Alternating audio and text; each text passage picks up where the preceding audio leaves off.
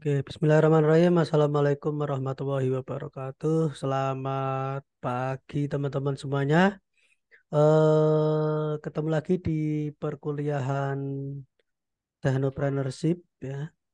Hari ini adalah pertemuan terakhir ya. Masih bersama dengan dosen praktisi Pak Wrida. Di materi terakhir ini nanti kita akan membahas satu judul tentang bisnis plan ya, masih melanjutkan yang kemarin. Nah, di plan apa saja yang harus kita lakukan ya dalam melakukan bisnis ya, baik itu offline maupun online. Nah, itu akan kita bahas sama-sama. Oke, sebelum kita mulai perkuliahan kita pada pagi hari ini, mari kita sama-sama berdoa. Semoga kegiatan perkuliahan kita dilancarkan tanpa ada suatu halangan apapun ya. Berdoa menurut agama dan kepercayaan masing-masing dipersilahkan.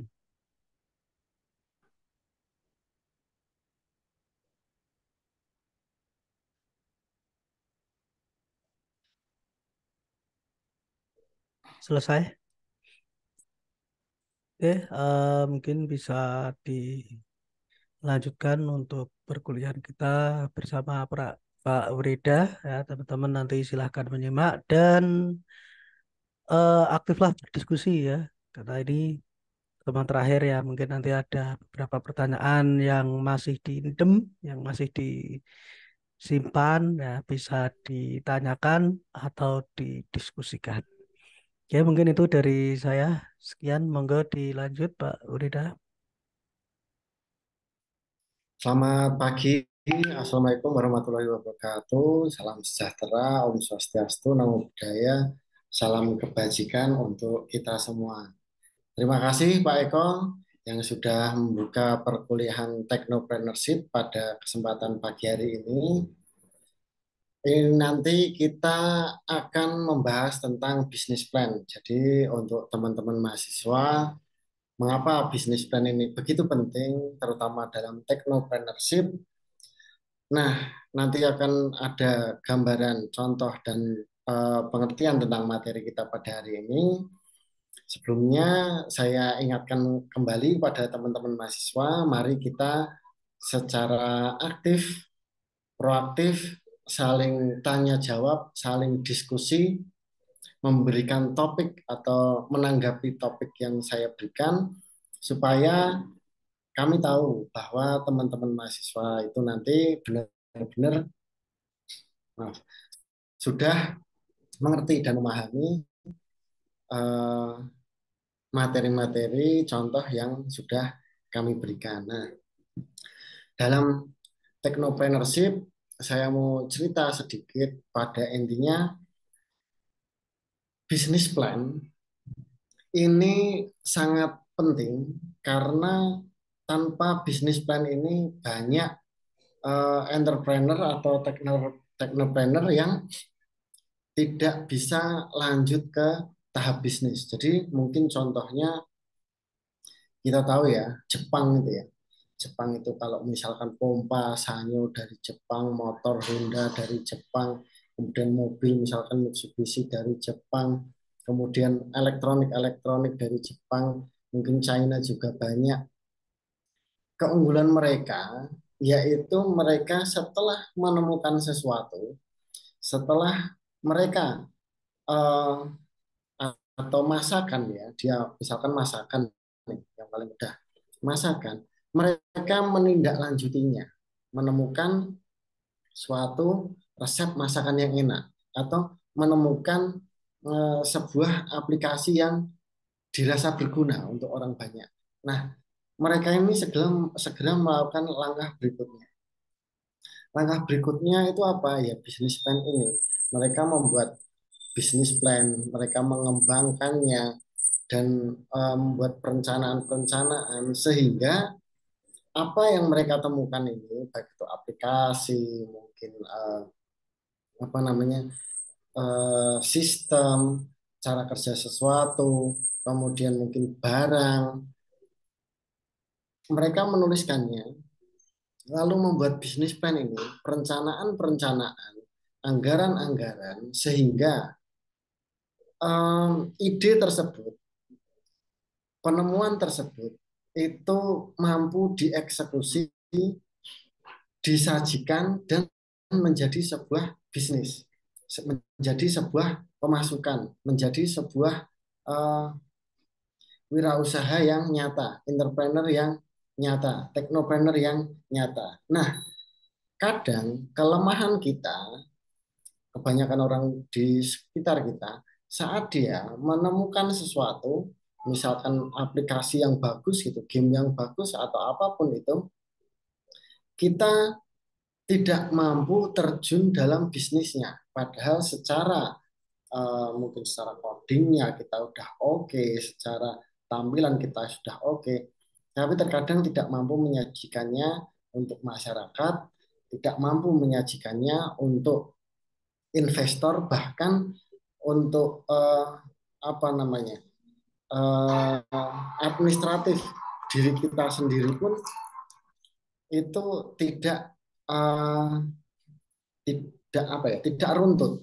Nah, sehingga itu akan kesulitan menarik minat orang lain untuk bergabung bersama kita, uh, menyulitkan orang lain untuk memahami konsep, memahami apa yang kita punya. Nah, berbeda dengan orang Jepang, mereka setelah menemukan sesuatu, baik itu aplikasi, sistem, barang, dan lain sebagainya, mereka segera menindaklanjutinya, mendaftarkan hak patennya, kemudian mendaftarkan mereknya, mendaftarkan sistem kerjanya, kemudian mereka menindaklanjutinya lagi, membuat bisnis plan. Jadi mereka menjualnya produksi dengan harga sekian-sekian, kemudian bisnis plan-nya diproyeksikan akan memerlukan biaya sekian untuk marketing, biaya sekian untuk produksi, kemungkinan laba yang diperoleh, cara pemasarannya, dan lain sebagainya. Mereka menindaklanjuti seperti itu sehingga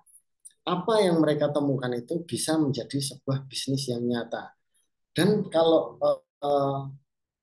bisnis plan-nya ini bagus, bisa ditawarkan ke investor, pendana, dan mereka tertarik sehingga membuat barang tersebut, penemuan tersebut, aplikasi tersebut bisa segera diluncurkan, bisa segera dibiayai, dan lain sebagainya. Nah, itu nanti gambaran perkuliahan kali ini, jadi kita harapkan teman-teman mahasiswa saat menemukan sesuatu, menciptakan sesuatu, punya ide tentang bisnis, bisa membuat bisnis plan-nya. Nah, itu ya teman-teman. Jadi ini tadi gambarannya, sehingga dalam perkuliahan kali ini saya harap ada keaktifan tanya jawab, ada keaktifan diskusi, keaktifan pembahasan tentang topik-topik terkini yang ada hubungannya dengan bisnis plan dan technopreneurship. Oke, kita akan masuk ke apa namanya materi untuk slide berikutnya. Minta tolong Pak Eko.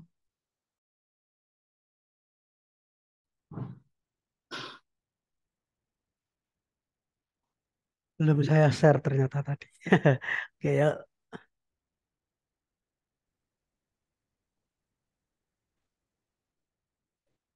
Jadi ini merancang bisnis plan. Ya, yang pertama ini merancang bisnis plan. Pada dasarnya kita tadi udah tahu ya tentang apa yang kita temukan, apa yang kita mau uh, jual, apa yang kita sudah apa namanya jadi barangnya, lalu bagaimana merancang bisnis plan. Rencana bisnis ini merupakan outline, tujuan, dan sasaran kita bersama. Rencana tindakan Anda, teman-teman, bagaimana kita meraihnya, dan apa sasaran kita. Nah, jadi sudah runtut outline tujuannya, tujuan, sasaran, rencana tindakan, bagaimana meraihnya, dan sasaran kita itu harus jelas. Seperti apa? Dituliskan secara runtut, dijelaskan, dideskripsikan, sampai sedetail mungkin. Nah, bisnis plan yang baik harus mengandung informasi-informasi yang diperlukan pihak-pihak terkait sehubungan dengan kepentingan bisnisnya dalam rangka mengambil sebuah keputusan yang strategis. Nah, setelah kita membuat bisnis plan tadi, sehingga apa yang kita pikirkan, apa yang punya kita tujuan, sasaran kita, bagaimana cara-cara visi misi meraih uh, kesuksesan dari hal yang kita temukan tersebut, itu bisa dipahami orang lain dalam bentuk tulisan tadi, laporan tadi. Sehingga orang lain saat membacanya itu mengerti apa yang kita maksud ini, apa rencana-rencana kita, seperti apa proyeksi ke depannya. Sehingga kalau kita memang arahnya mau mencari investor, arahnya mau mencari pendana, maka pendana atau investor tadi yang dipelajari adalah bisnis plan-nya. Jadi kita kalau menjelaskan secara lisan itu ya boleh kita presentasi, tapi tanpa bisnis plan yang apa namanya tertulis rapi, tertulis dengan baik, itu mereka trustworthy-nya, kepercayaan kita, mereka terhadap kita itu kurang karena melihatnya kita belum mampu secara profesional menyajikannya. Nah, contohnya itu banyak. Misal teman-teman pernah apa namanya melihat proposal franchise.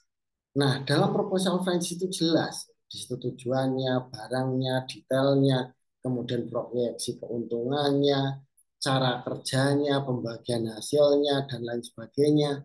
Nah, itu jelas. Bisnis plan-nya jelas. Sehingga orang yang mau mengambil franchise tersebut itu dapat memahami, oh ini berarti franchise ini profesional, oh franchise ini memang benar-benar sudah memikirkan langkah-langkahnya, sudah memikirkan secara serius tentang proyeksi ke depannya seperti apa dan lain sebagainya. Nah, itulah gunanya bisnis plan.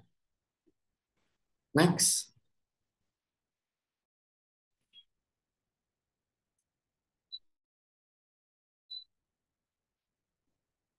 Lalu ini kerangka rancangan bisnis. Nah, dalam kerangka rancangan bisnis ini ada beberapa hal, empat hal utamanya yaitu keuangan, konsep bisnis, operasional, dan marketing. Nah, dalam hal keuangan, how much do you need to make a profit?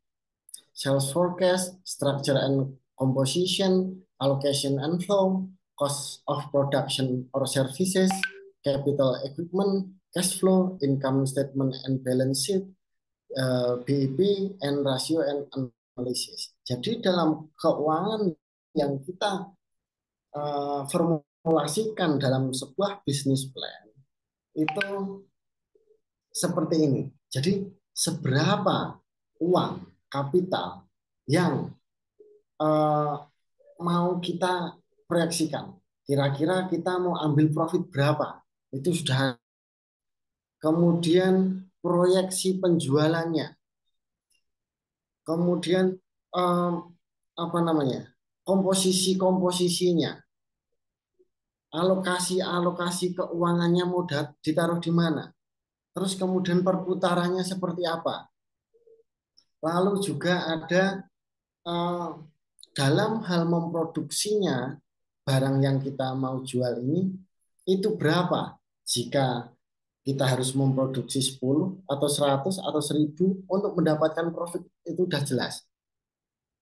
Kemudian ada capital equipment, jadi keuangan kitanya, kemudian perputaran uangnya kira-kira seperti apa, kemudian tentang uh, uh, apa pendapatannya nanti kita seperti apa, kemudian pembukuannya mau seperti apa, balik modalnya seperti apa, kemudian analisis-analisis tentang plot-plotnya itu seperti apa, itu dijelaskan di situ. Lalu dalam konsep bisnis, apa yang akan dijual? Produk atau jasa? Nah, ini ada produk, ada jasa, kita mau apa? Misalkan produk. The industry and environment. Jadi kita punya 5C, conditions, characters, change culture, and competition trend. Tentang tujuan bisnis kita. Jadi ada 5C itu kalau condition itu berarti syarat-syaratnya seperti apa, karakternya seperti apa, perubahan-perubahan yang terjadi seperti apa, sosio-culturalnya budayanya seperti apa tentang produk kita, tentang perusahaan kita, tentang masyarakat yang mau kita tuju. Terus kemudian eh, barang yang menjadi kompetitor kita itu juga seperti apa. Nah, itu konsep bisnisnya, dalam konsep bisnis itu dicantumkan, dituliskan. Kemudian dalam hal operasional, bagaimana menjalankan bisnis kita itu mau seperti apa. Manajemen lokasi itu ada layout, define, capacity, and parking. Nah, kalau dalam personel ada sources, recruitment, training system, kriteria, job description, organization structure, job analysis, policy and program, action plan, and SOP. Nah, dalam pengoperasionalnya ada manajemen dan ada personelnya itu seperti apa. Kita dalam misalkan memproduksi sesuatu tadi, secara manajemen itu gambarannya seperti apa itu dijelaskan. Kemudian secara produksi itu juga dijelaskan. Secara personel-personelnya itu secara SOP-nya itu juga dijelaskan. Nah, itu untuk operasionalnya. Basic ya ini pengetahuannya. Kemudian dalam hal marketing. Bagaimana bisa menyampaikan bisnis kita ke area pasar? Di area pasar itu ada segmentation, targeting, and positioning. Terus kemudian pangsa pasar, target, strategi diferensiasi, lokasi, kemudian customer, strategi harga. Kemarin strategi harga udah kita bahas ya. Bagaimana pelayanan yang kita mau berikan, garansi. Nah, kita memberikan eh, garansi pelayanan seperti apa. Kita memberikan apa namanya, garansi kualitas seperti apa, ketahanannya seperti apa. Nah, itu kita juga sampaikan. Kemudian komunikasi pemasarannya, mau seperti apa promosi yang mau kita lakukan, apakah lewat sosial media, apakah kita membuat website, apakah secara konvensional, mau seperti apa itu juga dituliskan dalam business plan. Next. Lalu ini pertimbangan pembuatan rencana bisnis. Nah, dalam pertimbangannya ini kita jelas harus memahami, mengetahui risiko bisnis. Karena bisnis itu ada untung ruginya. Pasti ada risikonya. Nah, kita harus bisa memahami hal tersebut. Pada intinya, keinginan kita pasti ingin untung dari sebuah bisnis. Namun pada kenyataannya, banyak juga bisnis yang mengalami fluktuasi, untung rugi, dan lain sebagainya. Ada juga yang benar-benar rugi sampai tutup. Nah, poin yang kedua adalah kerumitan proses produksi dan transaksi bisnis. Produksinya mau sesimpel atau serumit apa untuk barang yang kita mau uh, bisniskan ini. Memproduksinya seperti apa.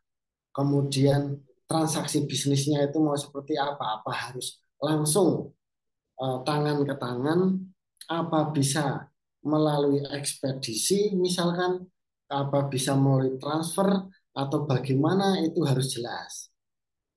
Kemudian membaca rencana bisnis, pertimbangan kita.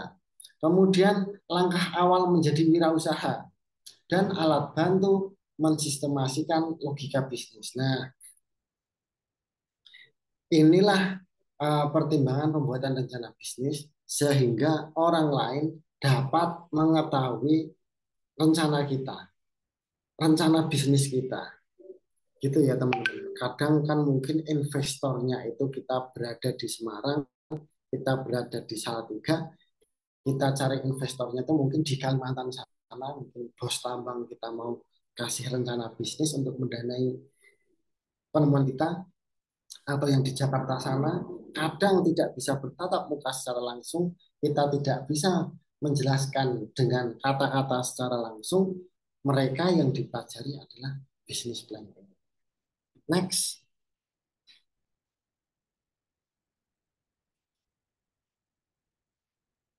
Untuk slide berikutnya, yaitu perbedaan rencana bisnis dan perencanaan bisnis. Next.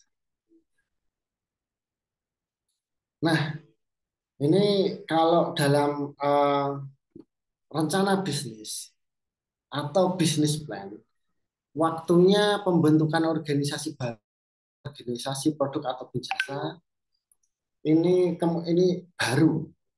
Kompleksitasnya sederhana karena masih baru. Untuk strukturnya ini fokus pada 3 hal utama, yaitu ide bisnis, pemasaran, dan keuangan atau sumber modal. Kalau bisnis plan fokusnya 3 ini. Untuk jangka waktunya, perencanaan jangka pendek 3 sampai 7 tahun. Kalau bisnis plan, karena ini awal, baru mau memulai. Kalau perencanaan bisnis atau business planning, perencanaan bisnis, yaitu pengembangan organisasi, produk ataupun jasa yang dimiliki. Bedanya bisnis plan tadi baru mau berjalan, mau seperti apa. Kalau bisnis planning ini karena pakai ing ya, dia sesuatu yang sedang berjalan. Jadi dia sesuatu yang sedang berjalan dan kita mengembangkan secara organisasinya, secara produknya, secara atau jasa yang kita berikan. Nah, ini sudah berjalan. Kemudian untuk kompleksitasnya dalam business planning ini begitu kompleks dan secara holistik keseluruhan. Karena sudah berjalan ya. Jadi sistemnya sudah berjalan, penjualannya sudah berjalan, produksinya sudah berjalan, pembukuannya sudah berjalan, tinggal dikembangkan. Tapi pasti kalau pengembangan ini sekarang sudah berjalan, pasti akan lebih banyak yang perlu kita pertimbangkan, lebih banyak yang perlu kita pikirkan. Untuk strukturnya, ini menyeluruh, mencakup pengembangan semua struktur dan fungsi organisasi. Jadi kalau tadi cuma 3 hal utama fokusnya, kalau yang business planning itu secara keseluruh itu disampaikan. Makanya kalau membuat business planning, kita sudah bekerja pada perusahaan yang sudah berjalan, disuruh membuat business planning, yaitu kita fokusnya pada pengembangan tentang semua hal yang ada di perusahaan tersebut.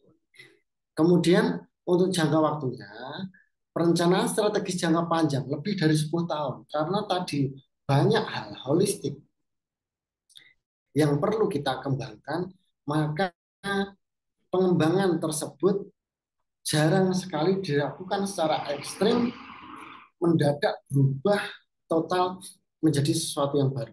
Tapi memang sedikit demi sedikit dikembangkan, menyesuaikan apa yang kemajuan zaman, teknologi, reaksi market, dan lain sebagainya. Perencanaan ini butuh waktu yang panjang, biasanya lebih dari 10 tahun untuk mengembangkan sebuah produk secara keseluruhan dari dulu. Next.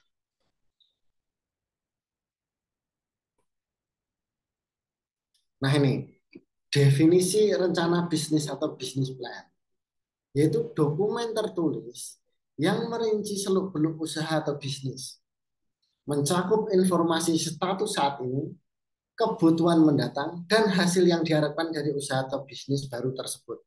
Nah, intinya saat ini itu seperti apa? Dideskripsikan. Kemudian kebutuhan mendatang itu diproyeksikan seperti apa gambarannya. Dan hasil yang diharapkan itu mau seperti apa. Itu yang tercakup dalam sebuah bisnis plan. Next. Lalu ini, bagian utama dari rencana bisnis atau bisnis plan tadi. Yang pertama adalah konsep bisnis. Bagian pertama, bab 1, konsep bisnis. Bidang industri, struktur bisnis, penawaran produk atau jasa, cara mensukseskan bisnis ini dituliskan, dijabarkan dalam bab 1. Kemudian yang kedua adalah pasar atau market. Itu kita mencari, sudah kelihatan konsumen potensialnya itu yang seperti apa, kemudian mereka punya alasan pembelian apa, kondisi persaingan dengan produk-produk yang lain itu seperti apa, terus kemudian posisi dalam persaingan itu kita di posisi mana itu kelihatan. Misalkan persaingan tentang harga, kita menang atau kalah. Posisi persaingan dalam kualitas, dalam market di sana, kita seperti apa. Dan kemudian jaringan distribusi kita sampai sejauh mana. Nah, itu kita harus bisa mampu melihat posisi diri kita sendiri dalam persaingannya di luar sana. Kemudian untuk poin yang ketiga adalah estimasi pendapatan, analisis IRR and payback period. Nah, dalam rencana keuangan ini kita juga menuliskan estimasi pendapatan atau berapa produk kita laku dalam pasarannya nanti.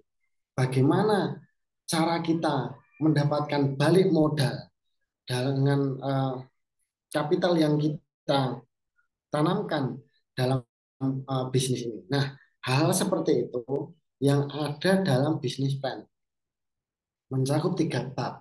Bab pertama konsep bisnis, bab kedua pasar atau market, dan yang ketiga adalah rencana keuangan. Berapa yang kita butuhkan untuk memodali ide tersebut? Berapa uang yang kita butuhkan untuk kita dapat menjalankan ide tersebut, membuat barang tersebut, itu dalam rencana keuangan itu sudah harus ada, dan pendapatan yang kita terima. Nah, produksinya berapa, distribusinya berapa, harga jualnya berapa, itu harus sudah ada, sehingga kita bisa memproyeksikan berapa laba yang kita akan dapat, termasuk juga tentang marketingnya, bagaimana untuk sesuai mendapatkan target penjualan sampai sekian unit dan lain sebagainya. Next.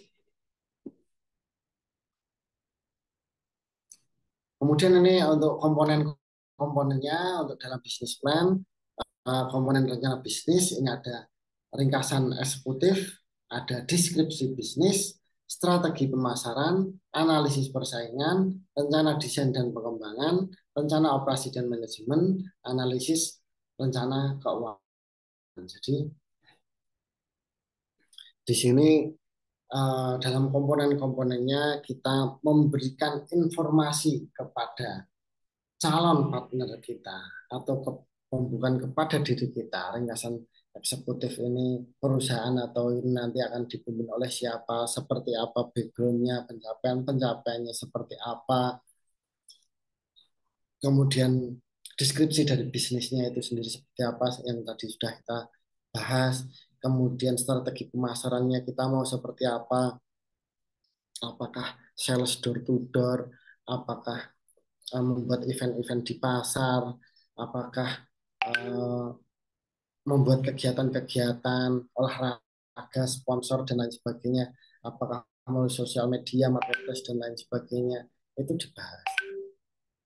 Kemudian persaingan tadi sudah kita jelaskan, kemudian rencana desain dan pengembangan, misalkan itu sebuah produk digital, layoutnya itu seperti apa, tampilannya, thumbnailnya itu seperti apa. Kalau itu produk konvensional, yang bungkusnya itu mungkin seperti apa dan lain sebagainya. Lalu nanti bisa kita kembangkan menjadi bagaimana. Kemudian rencana operasi dan manajemen tentu juga harus kita pertimbangkan bagaimana barang atau jasa yang kita rencanakan ini bisa sampai ke tangan end user atau ke tangan konsumen dengan baik, tidak ada kerusakan, kemudian juga efisien. Lalu yang ketujuh adalah analisis rencana keuangan. Dengan produksi sekian, dengan biaya distribusi sekian, maka penjualan adalah harganya sekian, mendapatkan profit sekian. Nah, di situ dituliskan analisa rencana keuangan sehingga kita bisa tahu Kapan kita bisa BEP? Balik modalnya itu kapan? Kapan kita bisa memperoleh keuntungan yang sebenar-benarnya dan lain sebagainya. Next.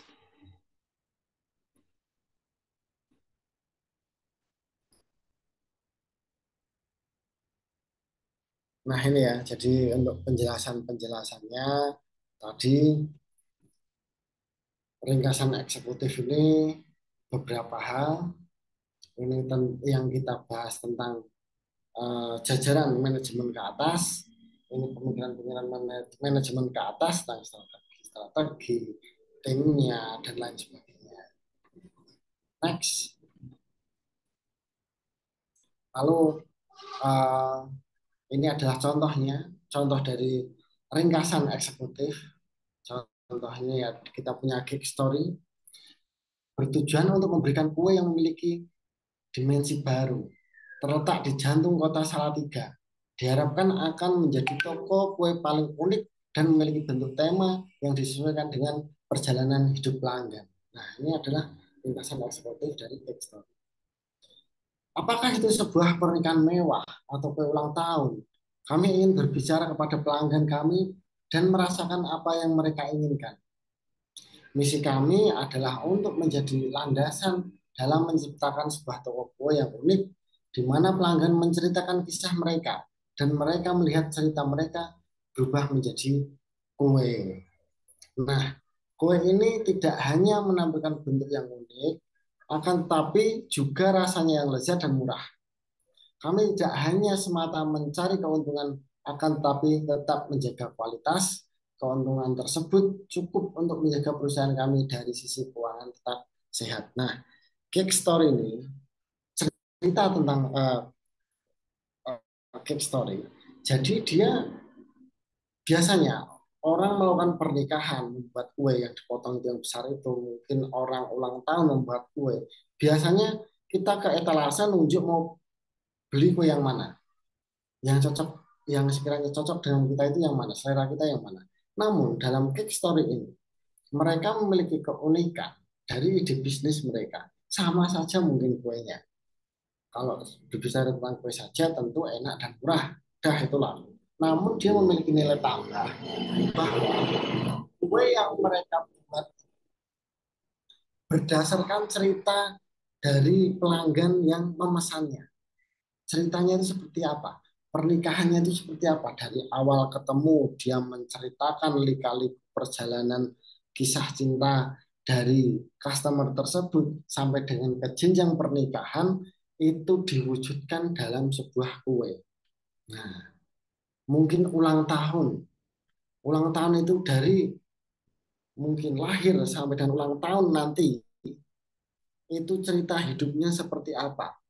Atau dalam 1 tahun terakhir ini cerita hidupnya seperti apa? Itu nanti si pembuat kuenya nih, bakerynya nanti, dia akan menyerap informasi-informasi cerita tersebut dan menuangkan cerita tersebut dalam bentuk sebuah kue.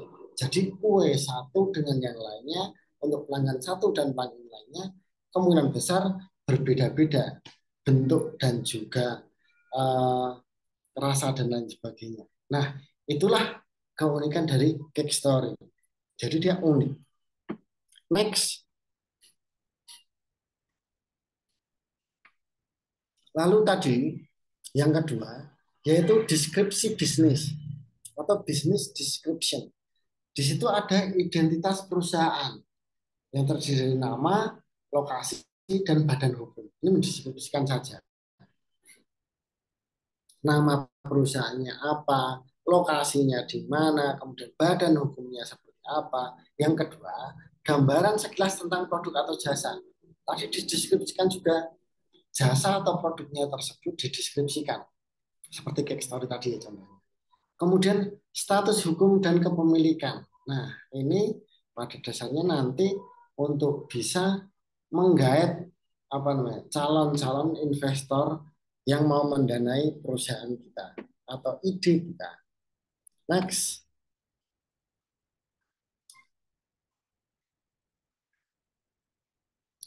berikutnya yaitu contoh deskripsi bisnis. Nah, kalau tadi kita punya nama perusahaannya Cake Story.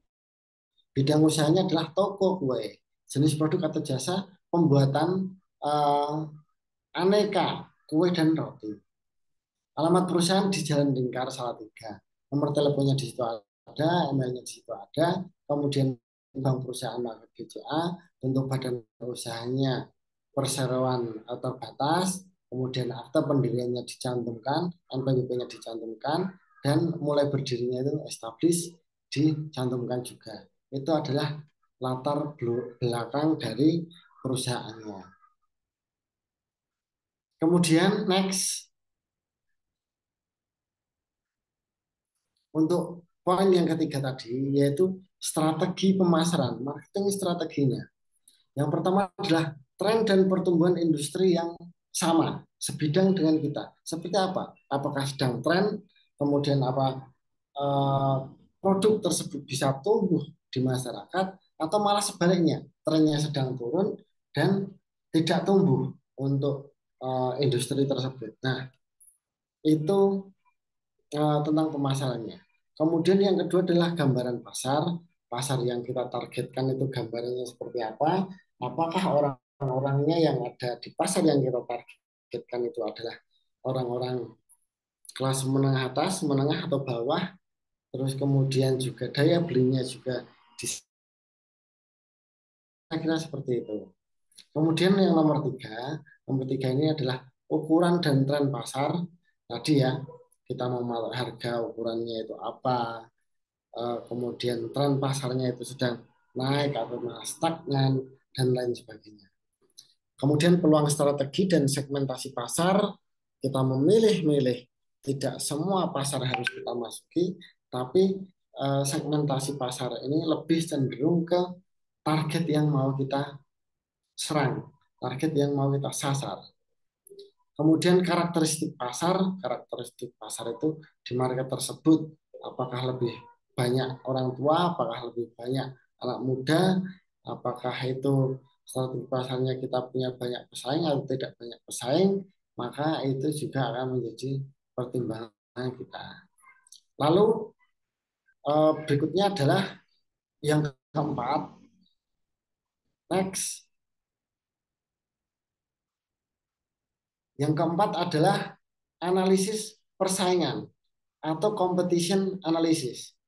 Jadi di situ kita melihat pesaing, kemudian posisi kita dalam persaingan, distribusi pangsa pasar, kelebihan dibanding pesaing. Nah, jelas kita harus punya kelebihan dibanding pesaing untuk dapat merebut pasar atau memasuki pasar yang sudah ada. Apa kelebihan-kelebihan kita? Apa kelebihan program kita? Apa kelebihan dari misalkan aplikasi kita? Kelebihan dari produk kita? Itu harus kita analisis sehingga kita tahu di mana kelebihan kita, di mana kekurangan kita. Sehingga dengan kelebihan-kelebihan yang kita miliki membuat calon investor, membuat calon pelanggan itu tertarik untuk bekerja sama dengan kita. Next. Yang kelima,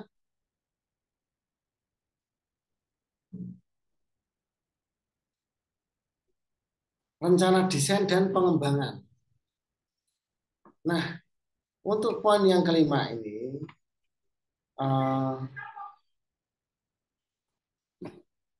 tujuan usaha jangka panjangnya itu seperti apa? Strategi-strategi yang mau kita ambil seperti apa? Capaian seperti apa? Contohnya, 1 tahun pertama sasaran kita di market ini, target kita segini, profit yang mau kita dapatkan segini. Di tahun kedua kita buat rencana, di tahun ketiga dan berikutnya kita membuat rencana.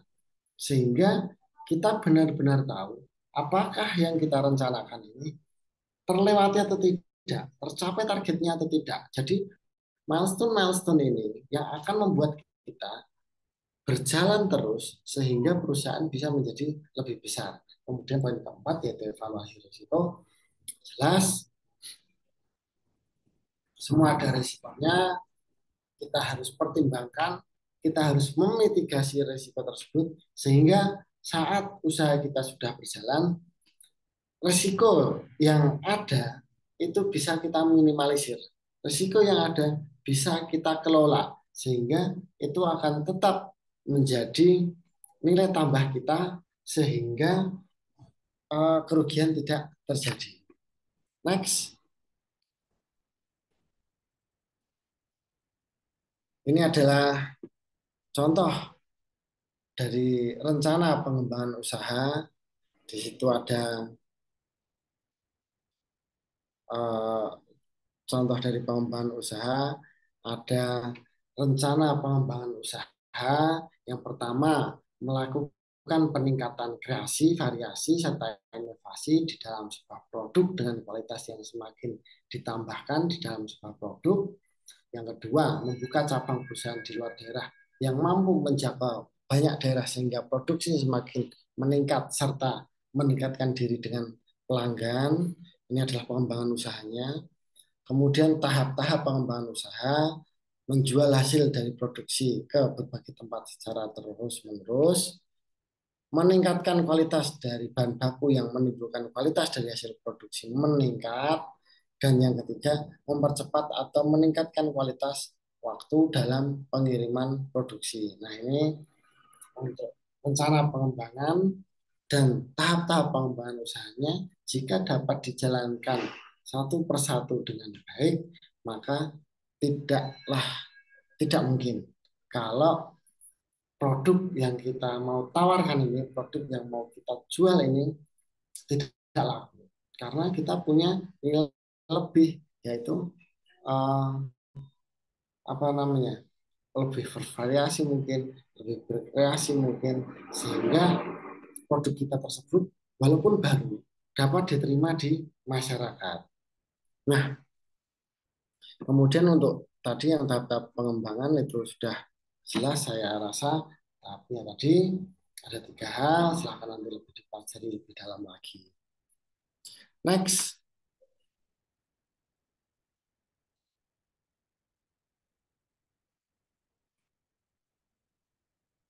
yang keenam itu adalah rencana operasi dan manajemen. Operation and Management Plan. Nah, dalam hal ini ada fasilitas. Fasilitas apa yang sudah kita punya? Kemudian fasilitas apa yang masih harus kita butuhkan sehingga produksinya itu bisa berjalan dengan baik. Yang kedua adalah proses produksi. Apakah proses produksinya ini sudah efisien? Apa masih memakan banyak tenaga atau membuang-buang banyak sumber daya? Ini harus kita lihat untuk proses produksinya ini. Yang ketiga adalah mengendalikan persediaan. Jangan sampai persediaan yang kita punya di gudang itu terlalu banyak ataupun terlalu sedikit. Karena untuk melihat bagaimana barang yang kita jual ini berputar. Jadi di gudang ini misalkan ada 100, 50 keluar oleh penjualan, 50 ini menjadi stok gudang, dan 50 ini muncul produk baru. Begitu seterusnya sampai dia berjalan benar-benar. Lalu pasokan dan distribusi. Tentu ini menjadi juga faktor yang sangat penting di luar pabrik produksi, sehingga pasokan dan distribusi barang yang kita punya ini tentu dengan sistem informasi yang kita punya, kita tahu bahwa jalur mana yang lebih efisien untuk mengirimkan barang tersebut. Apakah lewat udara, kapal, ataupun dengan truk misalkan. Nah, mau seperti apa? Apakah harganya nanti juga masih bisa masuk dalam distribusi ini? Soalnya kebanyakan kita selalu membuat barang yaitu memikirkan cost of production atau production cost.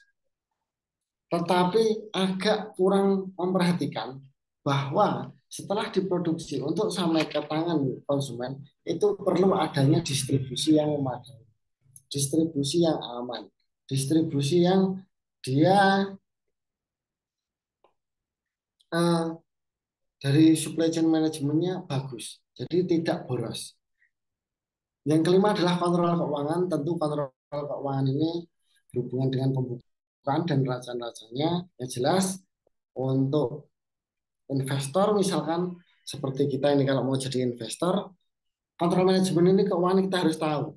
Kontrol keuangan ini kita harus mengerti bagaimana membaca neraca-neraca yang disuguhkan ke kita. Sehingga kalau dengan adanya kontrol keuangan tidak akan melebar-lebar terlalu luas sehingga kita tetap bisa fokus pada produk-produk tersebut. Nah, yang keenam adalah tim manajemen. Tim manajemen ini perlu kita tata benar-benar karena ini adalah otak dari semua office cabang maupun pusat sehingga uh, tim manajemen yang dipercaya oleh cabang lain, tim manajer yang dipercaya oleh perusahaan lain untuk dapat menjalankan bisnis plan kita, itu tim manajemennya akan dilihat. Jadi tidak serta-merta ya kita bisa menjadi manajer, biasanya kita ada manajemen training saat lulus sekolah atau kuliah.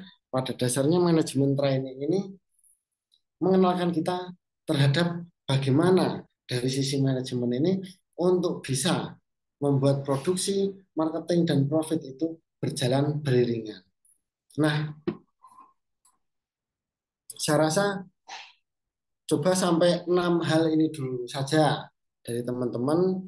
Mau ada topik diskusi yang mau dilemparkan atau ada pertanyaan, kalau tidak nanti saya yang akan bertanya ke teman-teman dan silahkan untuk dijawab. Jadi itu tadi untuk teman-teman silahkan untuk bisa aktif tanya jawab, diskusi, membahas topik terbaru yang ada kaitannya dengan technopreneurship dan rencana bisnis ini. Monggo mungkin Pak, bisa saya mau bertanya, Pak. ya, Pak, kalau silahkan. company profile itu apakah termasuk ringkasan eksekutif dalam rencana bisnis plan, Pak? Oh, company profile ya. Ada lagi yang mau bertanya silahkan, nanti sekalian saya jelaskan apa itu company profile, apa itu business plan, dan apa persamaan dan perbedaannya. Silahkan. Pertanyaan yang bagus nih Mas Akmal. Jadi supaya bisa membedakan antara company profile dan juga business plan. Yang lain silahkan, silahkan sekalian bertanya sambil menunggu teman-teman yang lain untuk aktif bertanya dan diskusi. Kalau nanti juga ada yang mau menambahkan diskusi, mau menanggapi Mas Akmal juga dipersilakan. Jadi kalau business plan itu kata kuncinya di rencana, perencanaan untuk usaha yang baru, itu bisnis plan. Kita sudah menemukan suatu, misalkan Mas Akmal menemukan motor listrik tenaga surya. Nah, kan belum ada, misalkan Mas Akmal menemukan itu.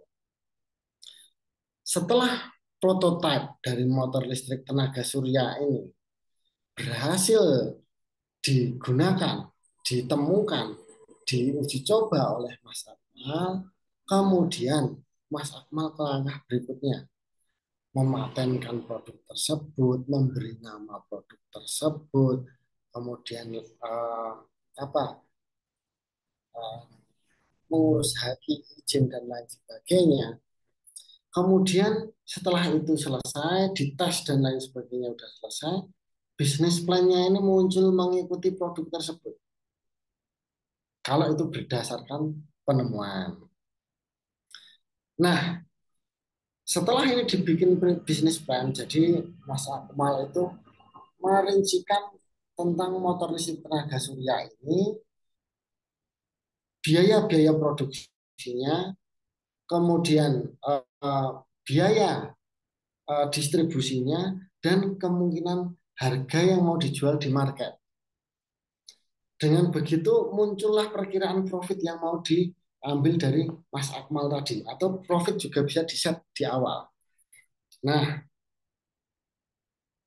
dengan penemuannya tersebut, bisnis plan tersebut Maka setelah itu Mas Akmal mempresentasikannya kepada calon-calon pemodal, kepada calon-calon investor.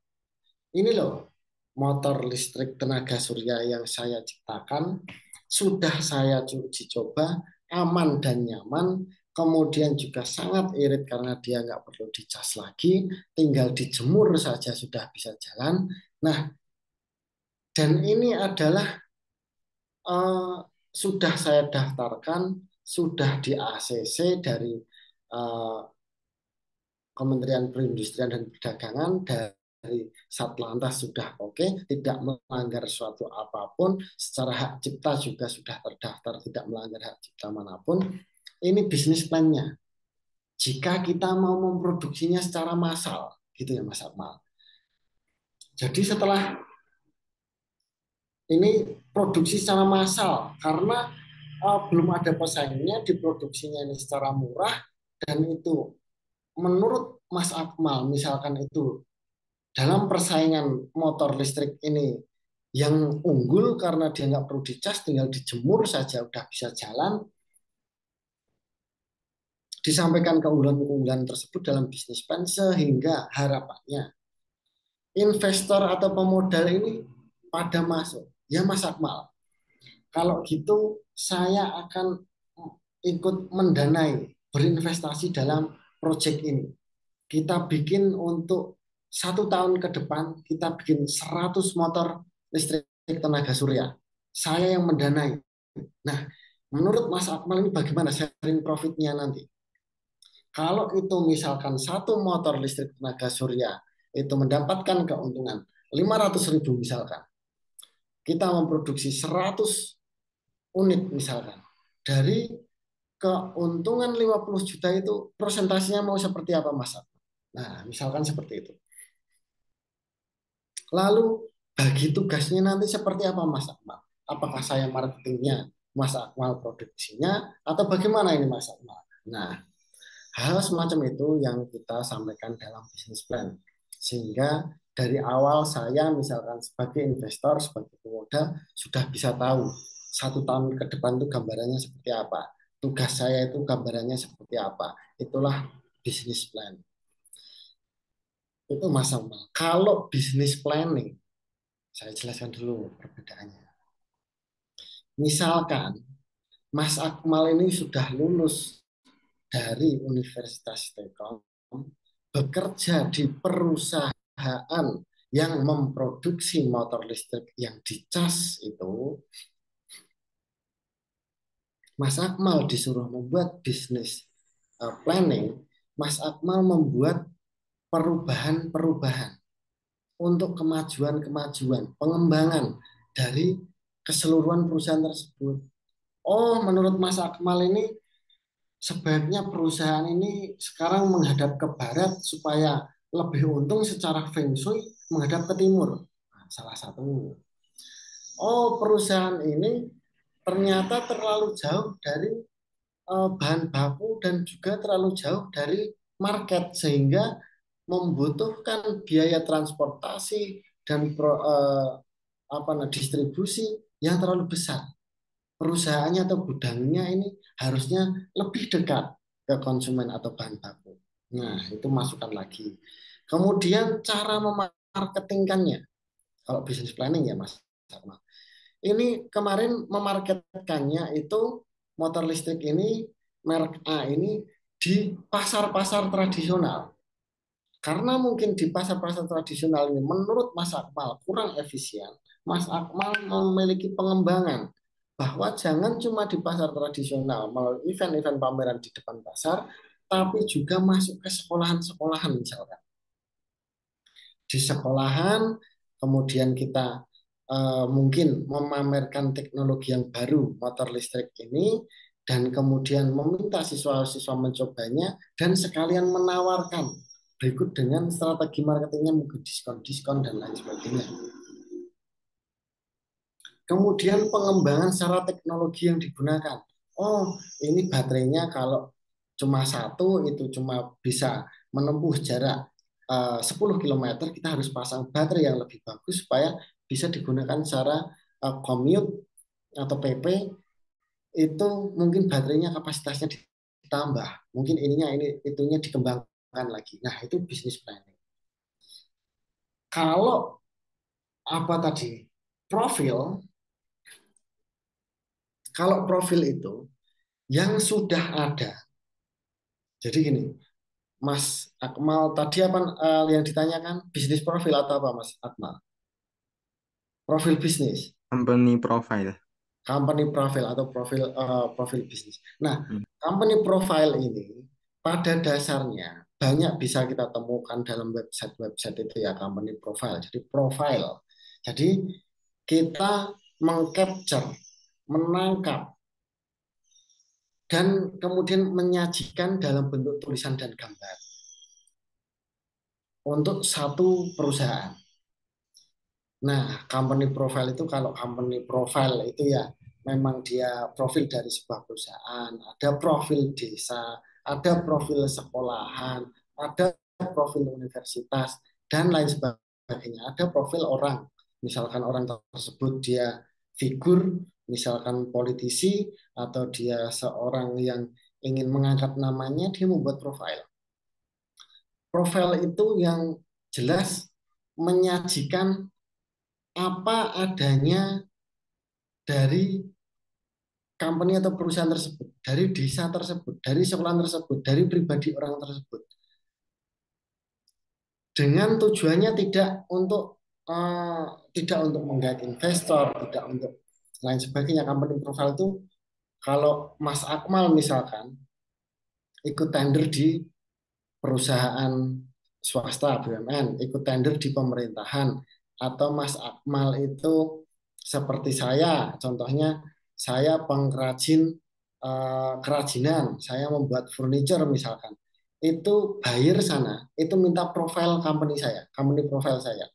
Mereka mau mempelajari, oh nama perusahaannya apa, oh ini alamatnya di mana, oh ini sejarah perusahaannya seperti apa sampai dengan hari ini.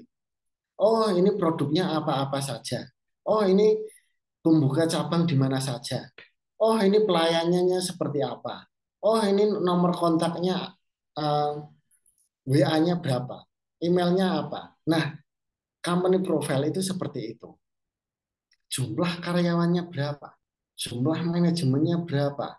Nah, itu yang kita sajikan dalam company profile. Jadi, orang kalau mau order ke kita atau kita mau memperkenalkan perusahaan kita ke orang lain atau perusahaan lain atau ke pemerintah, menggunakan company profile tersebut untuk bisa dipelajari oleh calon buyer ataupun calon end user. Nah, itu untuk company profile. Jadi dalam company profile nanti tidak biasanya tidak ada perencanaan-perencanaan uh, untuk apa namanya seperti bisnis plan. Jadi tidak ada penganggaran biaya, tidak ada apa namanya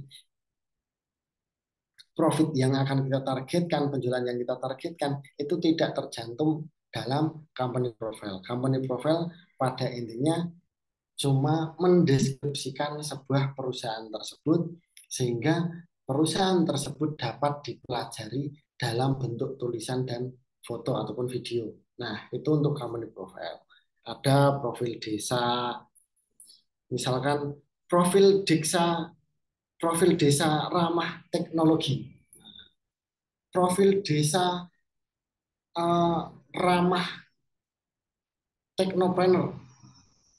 Desanya itu kelebihannya itu ditonjolkan dalam profil desa tersebut. Nah, itulah company profile atau profil sesuatu hal apapun yang dia ada penonjolannya, itu juga disebutkan untuk menarik orang lain supaya bekerja sama dengan kita, membeli produk ataupun jasa kita. Nah, profil-profil itu juga layak untuk dipelajari setelah nanti misalkan motor listrik tenaga surya Mas Akmal tadi misalkan sudah berjalan, itu bikin landing page itu website nanti isinya adalah company profile dan lain sebagainya, Kalau mau disampaikan di situ bisnis plan untuk menarik investor, ya enggak apa-apa. Nah, kira-kira seperti itu perbedaan antara bisnis plan, bisnis planning, dan company profile. Silahkan juga teman-teman yang lain untuk bisa aktif tanya jawab, diskusi, dan juga memberikan topik. Silahkan juga kalau mau menanggapi dari pertanyaan teman mahasiswa yang lain. Monggo. Ini ada dari ini. Oh tadi Mas Akmal ya, pertimbangan bisnis plan yang terakhir adalah penyesuaian pada keinginan atau kebutuhan pihak-pihak terkait agar tujuan yang dicapai itu jelas. Ya, untuk bisnis plan-nya. Kemudian untuk dari Mas Alvan, izin bertanya Pak, as project TikTok itu apakah berbahaya atau tidak ya? Saya malah jujur saja untuk as project TikTok ini belum terlalu mendalami. Mungkin Mas Alvan mau sharing seperti apa as project TikTok ini eh, menurut Mas Alvan. Nah, coba Mas Alvan bisa menyampaikan as project TikTok-nya ini. Mas Alvan bisa mendengar saya? Ya, bisa dengar, Pak. Nah, gimana Mas Alvan yang dimaksud apa namanya as project TikTok ini? Gimana? Mungkin teman-teman yang lain juga mungkin belum banyak yang tahu nih. Menarik akan kita bahas nanti. Ini saya pertama dengar tuh dari ini sih, apa dari YouTube-nya Ferry Irwandi. Ya, YouTube itu ya secara logika dasar sih emang mungkin berbahaya bagi UMKM di Indonesia sih. Karena kan banyak banget UMKM tuh yang jualan di TikTok kan, Pak ya.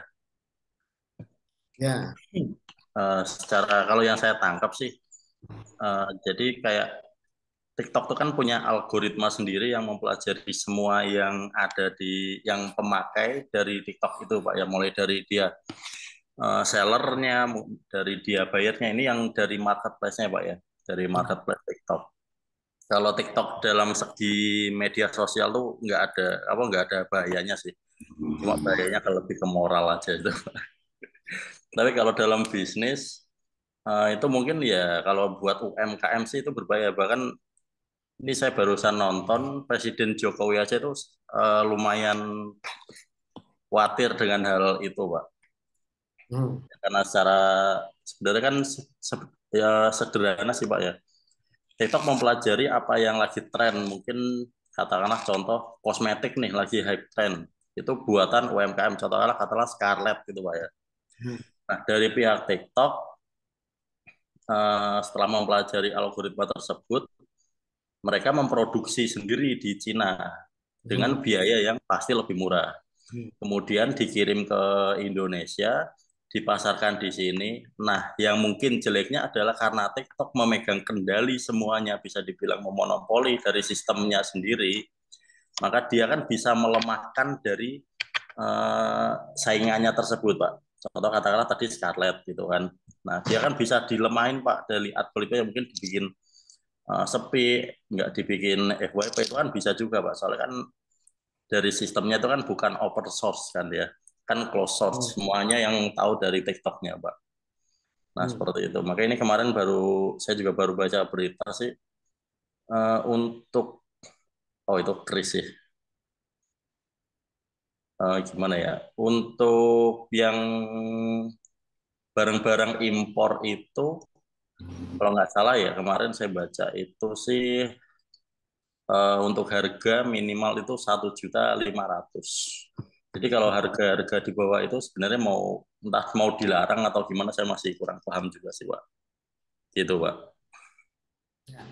ya. Jadi memang sebenarnya ini untuk S Project ini masih wacana, belum benar-benar ada di Indonesia, ya Mas. Yang Jadi udah ada kayaknya di Inggris tuh udah dilaksanakan dan itu berhasil, Pak. Cuma ya, karena Inggris memang sudah negara maju dan tidak terlalu bergantung Jadi ya nggak terlalu ngefek apa-apa. Nah kalau di Indonesia kan beda jauh ya Pak ya, masih dengan di England ya. Gitu sih. Ya, soalnya memang trennya itu seperti ini, Mas. Jadi di Indonesia itu e-commerce itu kita sudah terbiasa dengan e-commerce ya. Dengan e-commerce itu kita punya banyak e-commerce di Indonesia. Namun memang social commerce itu sesuatu yang baru dan perlu kita eh, belum ada regulasinya yang jelas. Kalau kita, mungkin kita sebagai pemerintah, mungkin kita di pihak pemerintah ataupun DPR belum melihat ini untuk bisa dimunculkan regulasinya social commerce ini. Contohnya S-Project tadi. Nah, kalau dari sudut pandang yang saya tahu, karena kita memperhatikannya dari point of view kebijakan pemerintah, dari point of view mungkin legislasi, jadi untuk social commerce ini memang benar yang dikhawatirkan tadi. Karena TikTok itu memiliki data pribadi masing-masing penggunanya, kemudian misalkan nih, sering dia melihat kosmetik, maka akan muncul penawaran kosmetik dengan sendirinya. Karena memang algoritma yang dipakai oleh TikTok ini, dia memang unik, mampu menyerap informasi-informasi pribadi dari penggunanya. Nah, yang dikhawatirkan dari sisi perdagangan, kalau itu dari sisi ini ya, dari sisi teknologi dan eh, apa namanya, eh, dari sisi teknologi informasi yang dimiliki TikTok itu yang perlu diwaspadai dari sisi regulasi pemerintahannya seperti itu. Dia tentang data pribadi dan kebiasaan-kebiasaan orang itu terbaca oleh algoritma dari TikTok tersebut. Nah, itu mungkin juga perlu diberikan regulasi untuk kedepannya tentang social commerce tadi. Lalu untuk dari sisi perdagangannya, memang kalau dari sudut pandang kami untuk melindungi UMKM itu memang cocoknya itu e-commerce di Indonesia. Jadi dia walaupun aplikasinya dari luar negeri, yang berjualan dan beli itu diharapkan adalah orang dalam negeri. Jadi gini, walaupun Shopee itu yang membuat Shopee atau perusahaan Shopee itu berasal dari luar negeri, lalu dipakai orang Indonesia, harapannya dari pemerintah, Shopee tersebut bisa membantu UMKM-UMKM untuk berjualan, memudahkan UMKM untuk bertransaksi, baik itu produsen, penjual, ataupun pengguna. Jadi harapannya itu seperti itu. Maka regulasinya masih dalam tahap tersebut. Berbeda dengan S-Project tadi yang di apa ya, diwacanakan oleh TikTok. Kalau S-Project tadi kecenderungannya adalah benar. Jadi saat kita orang-orang Indonesia dari sekian juta itu yang menggunakan TikTok dibaca secara algoritmanya dari TikTok bahwa orang Indonesia dari sekian juta dia yang lagi ngetren mereka membutuhkan uh, apa lato-lato misalkan tren lato-lato sehingga terbaca oleh TikTok tersebut kemudian di Cina sana perusahaan yang bisa mengakses informasi ke TikTok tersebut dia segera misalkan membuat lato-lato yang banyak dan dipasarkan secara langsung dari Cina ke Indonesia misalkan. Nah, itulah yang pedagang UMKM tidak mampu untuk mengakses informasi sampai ke sana. Karena TikTok ada di luar negeri sana, kemudian yang bisa mengakses informasinya orang sana, kita ketinggalan. Nah, apalagi uh, untuk hal-hal yang lain, hal-hal yang uh, dijual yang langsung dari Cina sana.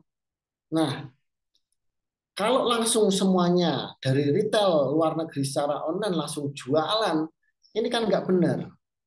Karena menurut kami ada regulasinya, ada BPOM di situ, ada sertifikat halal di situ, dan lain-lain. Nah, kalau langsung itu datang dari luar negeri tanpa melalui semua eh, standar-standar yang ada di Indonesia seperti itu konsumen, kami pihak yang membuat regulasi ini tidak mampu melindungi konsumen. Nah, warga Indonesia secara umum. Nah, itu gambarannya S Project ini memang belum masuk ke pembicaraan dalam pemerintahan secara secara benar-benar dibahas, apalagi sampai ke tingkat daerah memang belum, tapi memang kita uh, sudah sedikit demi sedikit diperbincangkan. Kita baru dalam taraf memikirkan antisipasinya untuk melindungi UMKM lokal ini jika nantinya memang S Project itu bisa masuk berjalan di Indonesia. Nah, itu tadi, jadi jangan sampai mungkin karena Indonesia ini agak berbeda dengan dunia luar, mungkin di Eropa Amerika sana yang mereka bisa lebih mudah dalam lalu lintas keluar masuk barang dari Cina. Indonesia bisa kita beli langsung barang dari datangnya dari Cina. Kalau dulu kita punya JDID, mungkin ada Shopee yang dari luar negeri juga. Tetapi apa ya namanya? Uh, untuk regulasinya memang belum benar-benar di di apa terbitkan dalam undang-undang. Kalau dulu sih dalam pengawasan pokoknya pelaku usaha perdagangan itu ya, kalau secara perdagangnya itu secara elektronik kita iklan dan lain-lain itu kalau nggak salah dulu perundang-undangannya memang ada di tahun 2020, itu tahun 2020 Undang-Undang nomor 50 kalau nggak salah dalam Permendak dari Kementerian Perdagangan itu memang dia apa namanya apa penjualan elektronik itu diundangkan. Nah, karena kemajuan teknologi ini sangat cepat sekali, penjualan secara online ini juga sangat pesat sekali, nilainya sangat besar sekali. Memang itu menjadi perhatian pemerintah pusat maupun daerah, sehingga apa yang bisa dilakukan di pemerintah pusat sana membuat regulasi secara makro, kemudian pemerintah daerah atau DPRD-nya dia mencerna peraturan pemerintah tersebut, menjadikannya sebuah kebijakan untuk melindungi konsumen di daerahnya, kebijakan untuk melindungi UMKM atau produk yang memproduksi di daerah-daerahnya, sehingga tetap bisa berjalan. Ekonomi di daerah masing-masing itu tetap bisa berjalan walaupun lalu lintas perdagangan barang dan jasa melalui e-commerce, barang dan jasa melalui elektronik ini sangat lintasnya itu bisa sangat sangat luas di dalam Indonesia ini, tapi harapannya setiap daerah ini juga mampu berkembang tidak terlindas oleh daerah lain. Itu dalam tataran daerah. Apalagi kalau S Project ini tatarannya sudah antar negara yang tidak ada border atau batasnya nanti. Itu pemerintah belum ada regulasi. Jadi kita bisa menanggapinya secara umum saja bahwa S Project ini kalau menurut saya pribadi ini perlu disikapi dengan bijaksana sehingga kita melindungi warga negara kita, melindungi UMKM kita, melindungi konsumen yang ada di Indonesia itu tetap harus pada nantinya kalau benar-benar eksplosif berjalan harus ada regulasinya. Mungkin tanggapannya seperti itu ya Mas. Silahkan kalau mau dilanjutkan diskusi tentang S Project nggak apa-apa, atau mau ke topik lain monggo. Mungkin teman-teman yang lain juga pandangannya seperti apa? Mungkin Mas Akmal, mungkin ada juga apa namanya Mbak Artika dan teman-teman yang lain kalau mau menanggapi S Project ini silahkan. Ini menarik Project itu bukan di wacana lagi sih Pak, itu udah dilaksanakan. ya. Udah terlaksana di Indonesia tapi baru beberapa, maksudnya belum masif banget, belum, baru uji coba. Itu kayak udah dilaksanakan Pak. Saya beberapa kali ngelihat TikTok itu kan, TikTok itu kan yang for you itu kan biasanya random Pak ya. Nah, Kalau kita scroll tuh kita nggak ngefollow aja itu dia muncul sendiri. Nah itu banyak banget dari produk yang sama dan itu asalnya dari Cina. Tapi yang menjual itu ya sama aja tetap orang Indonesia. Entah itu kita kan juga nggak tahu mereka dari pihaknya TikTok atau gimana gitu. Jadi emang nggak, bukan langsung dari orang Cinanya yang jualan ke sini. Tapi juga ada orang dalam negeri juga yang terlibat.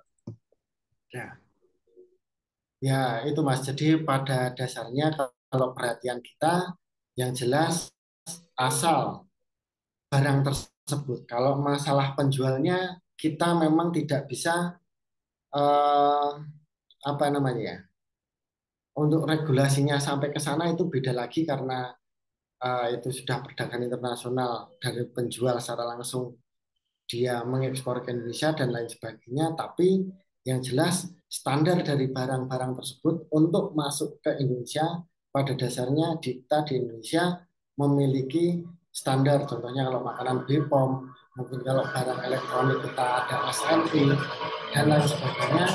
Sehingga kalau barang-barang tersebut sudah memenuhi standar SNI sesuai dengan peraturan yang ada di Indonesia, kita bisa apa? Kan seperti itu. Nah, yang bisa kita lakukan adalah mensikapi atau kalau perlu membuat regulasi supaya UMKM produsen yang ada di Indonesia itu tidak mati karena barang-barang yang dari Cina tadi ada kemungkinan mungkin barangnya lebih murah, mungkin kualitasnya lebih baik, mungkin dia teknologinya lebih maju dan lain sebagainya. Kita melindunginya di situ. Yang kita lakukan arahnya ke sana. Kalau kita sebagai konsumen, ya kita enjoy aja. Kita enjoy aja, oh ada barang lebih murah, ada barang lebih apa namanya berkualitas, ya kita langsung beli. Ngapain mikir panjang-panjang kan gitu sebagai konsumen. Nah, ini udah oke, kita beli aja. Entah itu barangnya dari luar, dari Indonesia, dari mana, asalkan sudah terpercaya, mungkin sudah banyak orang yang beli, reviewnya bagus, beli aja. Namun dari sisi yang lain, kita perlu menyikapinya dengan lebih mendalam. Saya rasa seperti itu. Jadi, eh, apa yang dikhawatirkan dulu saat TikTok masuk ke Amerika tentang eh, data pribadi tersebut, juga apa ya, TikTok ini mainnya halus memang. Jadi mainnya halus, jadi dia nggak secara frontal dia apa namanya menjadi social commerce, namun memang kok ada arah-arah ke sana social commerce tersebut. Silahkan teman-teman yang lain atau uh, juga Mas Alvan mau lanjut diskusi atau mungkin Mas Akmal dan yang lainnya mau ikut diskusi tentang ini silahkan atau munculkan topik yang baru silahkan untuk bisa kita bahas bersama sehingga kita memiliki banyak sudut pandang, kita memiliki banyak pertimbangan yang mungkin beda-beda dari sudut pandang yang beda-beda, kita sudut pandang konsumen, sudut pandang produsen, sudut pandang regulator dan lain sebagainya. Jadi apa yang satu hal yang sama dilihat dari sudut pandang yang berbeda, kita memahaminya bisa lebih luas, lebih seksama gitu. Monggo yang lain. Nah berarti yang fundamental yang perlu diperbaiki itu sebenarnya dari mana Pak ya? Fundamentalnya. Ya, ya pada dasarnya kalau kita dari sisi konsumen sih enjoy aja Mas. Dari sisi Nah, berarti kan memperlihatkan sebenarnya karena di Indonesia itu lebih mayoritas kan lebih ke sifat konsumerisme apa dari konsumennya ya Pak ya, lebih konsumerismenya kan yang lebih tinggi. nah, Contoh katakanlah Korea. Korea dulu kan juga miskin banget kan Pak ya. Korea, Jepang Itu kan dulu juga nggak semaju sekarang, apalagi Korea Selatan itu juga seperti itu. Tapi apa yang dipaksakan dari pemerintahnya itu kan sebenarnya dari mentalnya. Mereka dipaksa untuk menggunakan produk dalam negeri. Nah, tapi di sisi lain, semuanya itu kan harus berkesinambungan. Satu, kalau kita misal katakanlah kita dipaksa untuk memakai produk dalam negeri ya. Nah, apakah produk dalam negeri itu bisa berkembang atau memenuhi, setidaknya memenuhi atau tidak gitu kan. Dulu Samsung sebelum jadi brand besar banget kan itu juga dimulai dari kecil banget kan, dulu tahu sendiri pasti juga malah menggunakan teknologinya dari handphone biasa, kemudian bisa menguasai pasar internasional dan dari situlah mereka bangkit gitu Pak ya. Nah, berarti dari sisi sini kan sebenarnya yang perlu diperbaiki itu sebenarnya dari mental dari masyarakatnya itu Pak. Ya, saya rasa sangat benar. Jadi memang eh, untuk cinta produk-produk Indonesia itu memang selalu didengungkan oleh pemerintah, oleh para pengusaha-pengusaha besar yang mensupport hal tersebut. Jadi selalu didengungkan. Namun demikian, terkadang memang dari produsennya sendiri untuk meningkatkan kualitas, untuk menyamai biaya harga jualnya itu dengan produk Cina itu ada beberapa hal yang belum mampu. Dan juga kita mungkin sebagai pemerintah Indonesia tidak mungkin menyetop, mengembargo barang-barang dari Cina begitu saja. Karena dalam hal misalkan barang Cina tidak boleh masuk ke Indonesia, itu pertimbangannya akan sangat banyak. Pertimbangan politis, pertimbangan ekonomi, pertimbangan keamanan, dan juga pertimbangan bahwa banyak barang kita juga yang masuk ke Cina. Kalau itu gantian di embargo, itu juga repot. Nah, memang Indonesia pada dasarnya tadi uh, sosialisasi tentang penggunaan produk dalam negeri terus digencarkan, cinta produk-produk Indonesia terus digencarkan. Di sisi lain, harapannya produsen-produsen UMKM-UMKM yang ada di Indonesia semangat untuk bisa meningkatkan kualitas, semangat untuk bisa melakukan efisiensi sehingga dengan kualitas yang bagus, dengan efisiensi produksi dan pemasarannya, harga jualnya diharapkan mampu bersaing dengan produk-produk yang dari luar. Kita udah tahu bahwa produk dari luar itu mereka kualitasnya bagus tapi harganya rendah karena secara produksi mereka efisien, secara perpajakan mereka rendah, dan juga produksinya sudah massal untuk dipasarkan ke seluruh dunia. Kalau kita memang kebanyakan masih dalam lingkup lokal nasional sehingga biaya produksinya itu masih tinggi. Jadi kira-kira seperti itu gambarannya. Kalau kita sebagai konsumen, apa yang lebih mudah didapat, apa yang lebih murah, apa yang lebih bagus, ya udah, nggak ada masalah.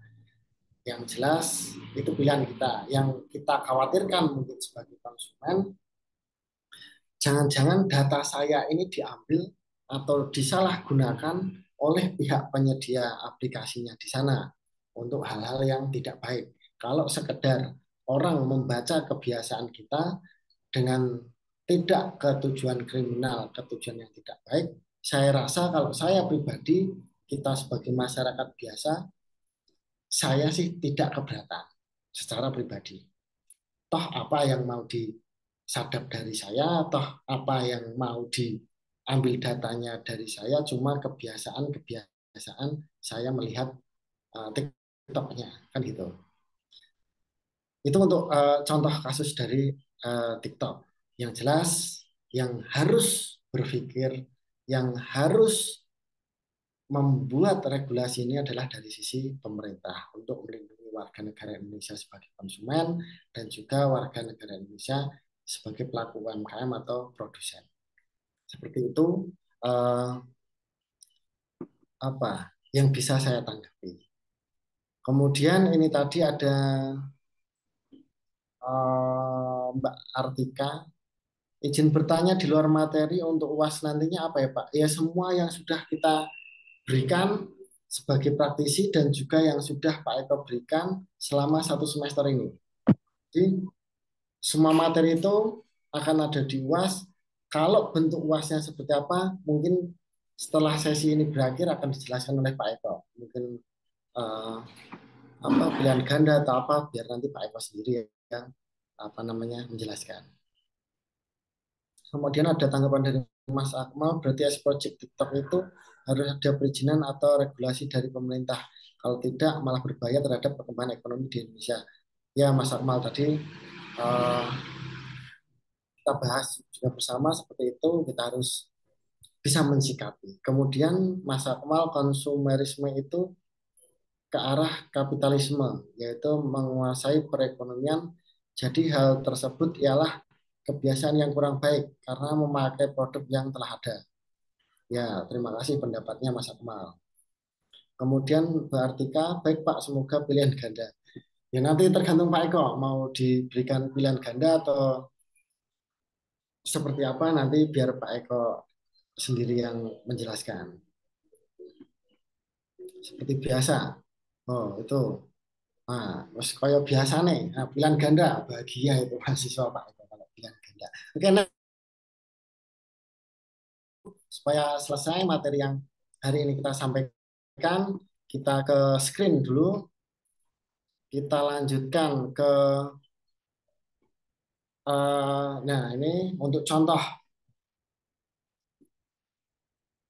Dari contoh pengendalian bahan baku. Nah, tadi tentang rencana manajemen, kemudian rencana pemasaran dan lain sebagainya dalam bisnis plan kita. Kemudian anggaran modal yang diperlukan dalam bisnis plan kita. Lalu di sini kita punya yaitu contoh pengendalian bahan baku. Jika kita bisnis plan kita, produk kita berupa barang. Jadi contohnya di sini ada Indofood, Kebugasari, Jawa Pos, ada Tempina, kemudian Gramedia, ada Alex Media, Bumutindo, dan lain sebagainya. Nah, ini kalau Indofood dan Bogasari contohnya. Bogasari Flour Mills adalah divisi dari PT Indofood Sukses Makmur Tbk dan merupakan perusahaan penggilingan tepung terigu terintegrasi dan terbesar dalam satu lokasi. Nah, bahan baku dari Indofood itu Bogasari. Nah, ini contoh dari pengendalian bahan baku. Bahan bakunya ada pensuplai khusus yang notabene juga dari anak perusahaan itu sendiri, sehingga saat memproduksi mie instan misalnya atau memproduksi makanan-makanan lain, mereka untuk bahan bakunya selalu bisa terkondisikan, tidak dimain-mainkan oleh pihak lain. Beda halnya jika kita misalkan kita eksportir furniture kayu, kita produksi furniture kayu, bisa saja kayu itu dimonopoli oleh cukong besar misalkan. Kayunya mau saya bikin mahal dulu, ini kayu dari Kalimantan nggak mau saya kirim ke Jawa 1 bulan, modal saya masih kuat. Nah, orang Jawa ini, yang di Jawa produsen lantai kayu, furniture kayu ini kebingungan, sehingga mau tidak mau mereka harus membeli dengan harga yang lebih tinggi, misalkan seperti itu. Nah, Indofood dan Bogasari ini mengantisipasi hal tersebut, sehingga bahan baku untuk pembuatan produk dari Indofood sudah tersuplai dengan baik, terkondisi dengan baik dari Bogasari ini. Jawa Pos dengan Temprina ini, Jawa Pos Group nih. PT Temprina Media Grafika merupakan salah satu perusahaan percetakan terbesar dari Jawa Pos Group di Indonesia. Bidang kegiatan utama Temprina adalah percetakan dalam bidang web rotary offset printing. Nah, kemudian juga sheet printing dan finishing yang menghasilkan produk koran, tabloid, majalah, buku, dan produk media cetak lainnya. Jadi yang mencetak koran Jawa Pos ini, yang versi cetak ya, itu Temprina. Temprina ini adalah induk perusahaannya, jadi dia membuat Jawa Pos, dia membuat produk majalah yang lain, tabloid yang lain, kemudian buku-buku, sehingga Jawa Pos ini tidak perlu khawatir lagi.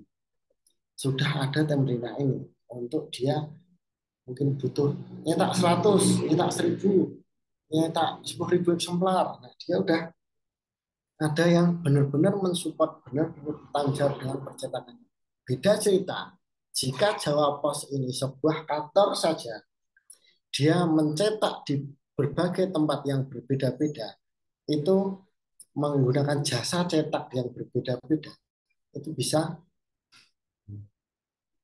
lain cerita terhadap standarnya, terhadap kualitasnya, terhadap ketersediaan bahannya, kemudian harganya bisa beda-beda dan lain-lain. Itu yang disebut pengendalian bahan baku. Kita butuh bahan baku itu selalu ready. Ada yang melaksanakan. Gramedia dengan Alex Media Komputindo.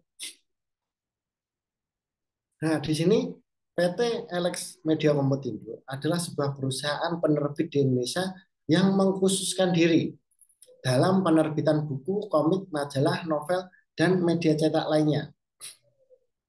Didirikan pada tanggal 15 Januari 85, Alex Media Komputindo merupakan salah satu anak perusahaan dari Kompas Gramedia Group. Sama seperti Jawa Pos dan Temprina tadi, pada ininya Gramedia ini sudah ada suplai khusus bahan baku yang dipersiapkan secara baik, dicetak secara baik oleh pihak ketiga dengan perusahaan kerjasamanya. Next. Seperti itu bukan masuknya ke monopoli, Pak ya? Kenapa? Kalau perusahaan melakukan apa seperti itu kan sebenarnya kadang bisa dibilang lebih ke vendor itu kan, tapi bikinan dari perusahaan tersebut sendiri. Itu bisa dibilang monopoli atau enggak, Pak ya? Ya, tergantung bahasa kita sebenarnya. Monopoli bisa, tetapi ini merupakan sebuah strategi perusahaan untuk menjaga kelangsungan dan melihat itu peluang jangka panjang bisnisnya itu bagus, maka banyak perusahaan yang hampir dari hulu ke hilir itu dikelola oleh anak-anak perusahaannya dari sebuah holding perusahaan besar yang ada di atasnya. Banyak hal seperti itu. Contohnya misalkan Sinarmas, dia punya pembibitan sawit sendiri, punya kawasan sawit sendiri, punya yang outsource yang menyediakan tenaga kerja ya dari Sinarmas juga, kemudian yang memproduksi CPO ya dari PT-nya Sinarmas juga, walaupun atas ini benar Sinarmas, tapi pembibitan PTA, kemudian penanaman PT B, kemudian penguasaan lahan PT C, pemanenan PT D, kemudian pemrosesan PT C, dan transportasinya PT D, itu banyak sekali dilakukan oleh perusahaan-perusahaan. Jadi memang banyak perusahaan besar, mereka daripada menggunakan vendor, dia membentuk anak perusahaan untuk mengurusi hal yang besar. Maksudnya bagian besar dari pekerjaan perusahaan tersebut itu dibikin anak perusahaan. Banyak sekali contohnya lah. Kalau mungkin di So Good Food, misalkan di So Good Food itu sebenarnya holding juga dia. Jadi peternak itu sebenarnya juga dari mereka, pemotongannya dari mereka, pemproduksian sosis dari mereka, bahkan penyedia jasa transportasinya pun juga dari mereka dengan nama-nama PT yang berbeda. Bahkan outsourcing dari eh, apa namanya karyawan-karyawannya itu juga dari PT mereka. Nah, mungkin ada beberapa sebagian kecil yang divendorkan. Contohnya, catering karyawan divendorkan. Mungkin eh, apa namanya hal-hal kecil yang lain divendorkan. Itu kan supaya image memang perusahaan dia memvendorkan, tapi memang untuk kegiatan-kegiatan besarnya yang dia juga memiliki eh, keuntungan itu dipegang lagi oleh anak perusahaan atau rekanan tetap dari perusahaan tersebut. Ya, kita banyak menemukanlah hal seperti itu dalam perusahaan-perusahaan besar. Kemudian kita lanjutkan untuk uh, analisis analisis rencana keuangan atau financial plan analysis, yaitu proyeksi pendapatan, proyeksi aliran kas, cash flow-nya, neraca dari keuangan, sumber modal dan penggunaan modal tersebut, apakah dipakai untuk semuanya untuk produksi, apakah investasi untuk bangunan, investasi untuk kendaraan, dan lain sebagainya. Kemudian asumsi yang digunakan, kita proyeksi-proyeksinya, dan analisis payback period dan NPV. Nah, payback period ini adalah sebagai pengembali modal investasi dalam jangka waktu tertentu. DP lah kita. Kemudian net present value atau NPV adalah nilai proyek yang sedang dikerjakan diperoleh dari selisih antara arus kas yang dihasilkan terhadap investasi yang dikeluarkan. Nah, ini adalah rencana keuangan yang lazim disampaikan dalam bisnis plan.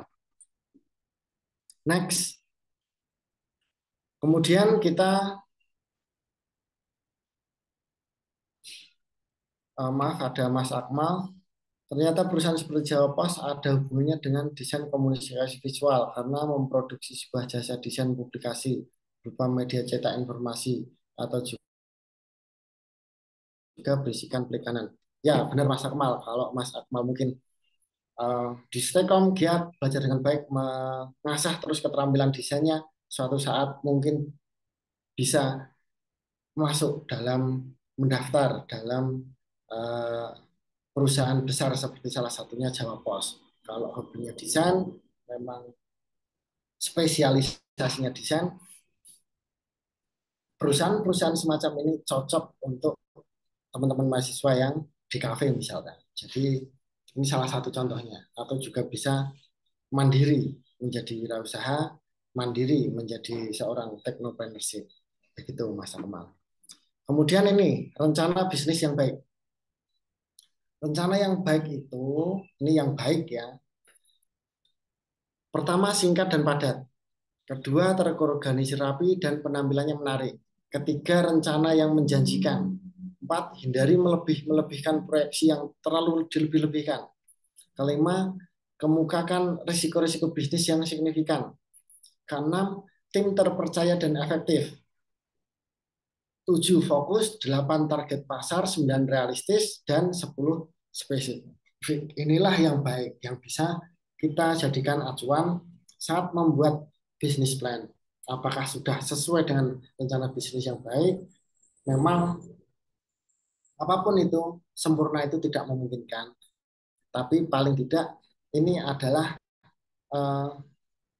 catatan-catatan supaya kita membuatnya itu dengan baik. Oke, saya rasa dari saya materi dari saya semuanya cukup sekian. Saya harapkan teman-teman mahasiswa yang kelas ini Technopreneurship, saya harapkan suatu saat setelah lulus bisa diterima di perusahaan-perusahaan besar yang bonafit, dan juga mungkin ada yang berniat untuk berwirausaha. Saya doakan juga supaya bisa berhasil menjadi sukses.